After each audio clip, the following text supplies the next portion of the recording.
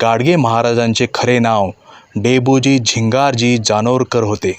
त्यांचा जन्म 23 फेब्रुवारी 1876 रोजी अमरावती जिल्ह्यातील शेडगाव येथे एका धोबी कुटुंबात झाला.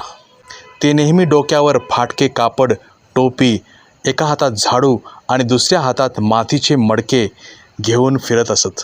याच मातीच्या मडक्यामुळे त्यांना गाडगे महाराज नाव पडले. ते स्वच्छता अभियानचे जनक मानले जातात. कोणत्याही गावात गेल्यावर ते प्रथम रस्ते व नाले स्वच्छ करत असत. ते कीर्तनाच्या माध्यमातून समाज प्रबोधन करत. त्यांनी अंधश्रद्धा, अनिष्ट रूढी परंपरा, अज्ञान आणि अस्वच्छतेविरुद्ध आयुष्यभर लढा दिला. अडाणी राहू नका असे ते नेहमी सांगत. त्यांनी समाजाला शिक्षणाचे महत्त्व पटवून दिले. लोकांनी दिलेल्या देणग्यातील पैशातून त्यांनी महाराष्ट्रात ठिकठिकाणी धर्मशाळा, अनाथालय, आश्रम आणि विद्यालय सुरू केले. त्यांनी मानवात देव शोधला आणि रंजल्या गंजल्यांची सेवा करणं हाच खरा धर्म मानला. त्यांनी लोकांमध्ये दारूबंदी आणि व्यसनमुक्तीसाठी जनजागृती केली.